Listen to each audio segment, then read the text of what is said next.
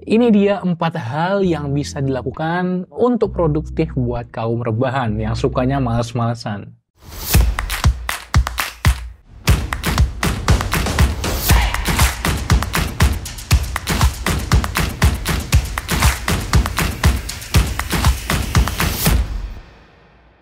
Hai, balik lagi di channel Pembelajar Produktif bareng gua Umar yang masih membahas seputar pengembangan diri dan produktivitas. Jangan lupa untuk subscribe untuk tidak ketinggalan konten-konten lainnya.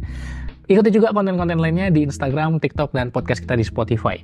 Ketika kita mau jadi lebih produktif, memang akan mudah kalau energi kita lagi tinggi. Kalau kita lagi semangat, kita lagi termotivasi, kita pasti gampang untuk produktif. Tapi ada juga kalanya ketika kita lagi nggak semangat, motivasi kita rendah, energi kita sedikit, dan kita malah rebahan seharian, males-malesan. Apakah kamu pernah merasa seperti itu juga?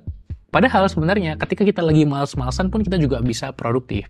Memang kita nggak bisa langsung produktif yang level tinggi, langsung high productivity, menyelesaikan semua project sekaligus. Kenapa? Karena emang lagi males aja.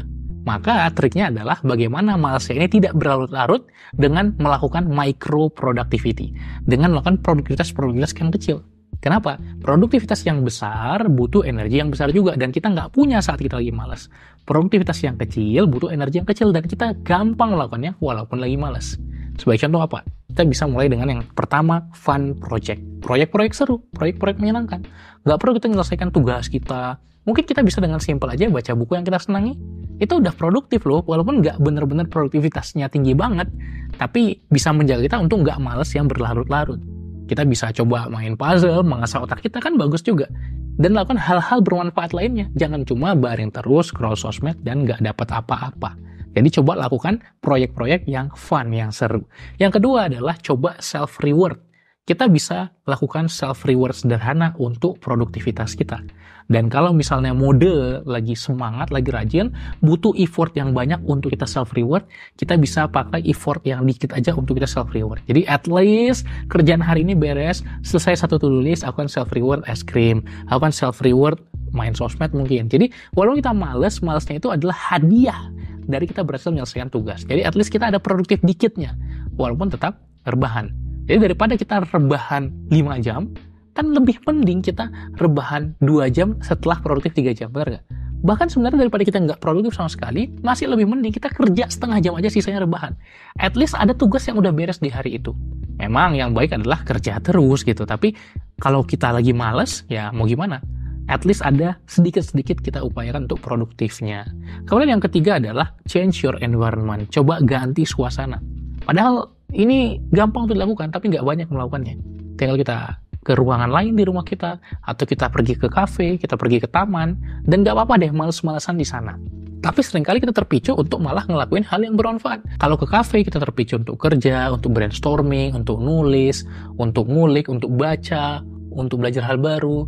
Atau kalaupun kita main sosmed, biasanya tidak seburuk mental state saat kita di rumah. Jadi coba ganti environment kita.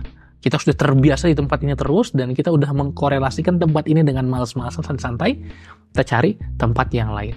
Makanya sangat direkomendasikan, ketika di rumah, jangan sampai ruang kamar tidur sama ruang kerja itu sama. Atau kalau ruangannya pun nggak bisa kita bedain, tetap sama, harus ada corner-cornernya. Di bagian sini, di kasur, bagian sini adalah tempat aku istirahat tidur. Di bagian sini adalah tempat untuk kerja. Sehingga kita bisa membuat satu pembatas visual, atau kita bisa membuat bayangan barrier. Oke, sekarang aku udah masuk ke zona istirahat, ke zona kerja. Kita bisa buat trik seperti memberikan tanda di dinding, di lantai. Tapi kalaupun nggak seperti itu, udah kita pisahkan, udah sangat bermanfaat. Pisah ruangan lebih bagus lagi. Kemudian yang keempat adalah gabung ke circle produktif. Kenapa? Kondisi paling malesnya orang-orang yang emang udah produktif masih lebih mending daripada kondisi malesnya orang-orang yang males. Ada perbedaan di sana. Orang-orang yang produktif banget ketika lagi semangat, full 100%. Tapi ketika lagi nggak semangat, ya paling nggak produktifnya, nggak ngerjain tugas, nunda projectnya, tapi masih nyantainya baca buku gitu loh. Maka ketika kita join ke circle yang memang produktif, di situ produktivitas kita akan meningkat. Bahkan di titik terendah pun kita nggak malesnya malas banget, kita nggak malesnya keterlaluan, kita nggak malesnya berkelanjutan. Nah ini bisa kamu terapkan.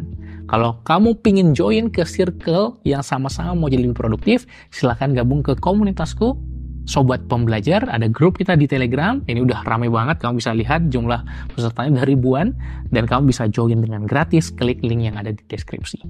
Oke, itu aja buat video kali ini. Terima kasih banyak, semoga bisa bermanfaat buat lo 4 langkah ini. Dan jangan lupa untuk subscribe, bagikan ke teman lo, serta komen apa yang lo dapat dari video ini. See you di video lainnya, salam pembelajar.